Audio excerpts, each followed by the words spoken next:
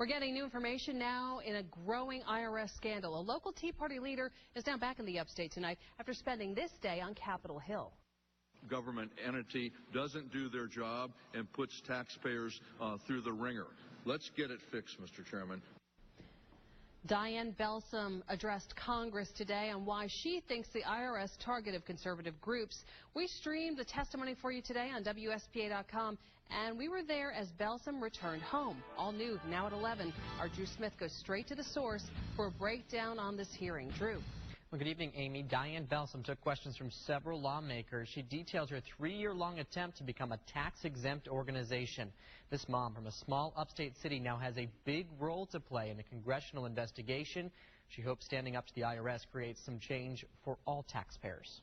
It's very chilling. From the halls of the U.S. Capitol back to the terminal at Greenville-Spartanburg Airport in just a few hours, Dianne Belsom is feeling a range of emotions. It was kind of surreal. The head of the Lawrence County Tea Party admits that 3 hours of questioning was stressful and intimidating, but worth it. I think it was important to go be a voice and just say what has happened. A lot of people are afraid to speak out. They don't want to be targeted by the IRS. There were some tough questions from Democrats who feel these groups should not be free from scrutiny. The purpose of a C3 or C4 tax exemption is to enable easier promotion of public good, not work. Are you a mainly political group or are you a public good group? I guess, it depends on how you want to define that. Belsom says her group promotes education and holds candidate forums. South Carolina Congressman Jeff Duncan says he's proud of Belsom and hopes this investigation produces results. In a statement to 7 on Your Side, he said the IRS has lost the trust of the American people, and Congress has a responsibility to discover the truth of how and why this was allowed to happen.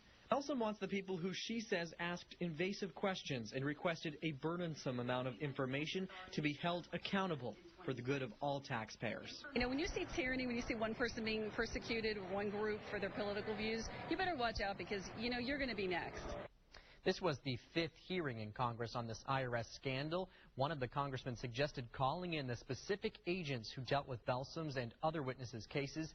Tomorrow, the House Oversight Committee will look into wasteful IRS spending. Amy? All right, Drew, thanks. Now, for some perspective on these tax-exempt organizations, we checked in with a tax attorney on this. He says the average approval comes from the IRS within 3 to 6 months. Lawrence County Tea Party has waited 3 years with no decision yet. That group is now involved in a larger nationwide lawsuit against the IRS.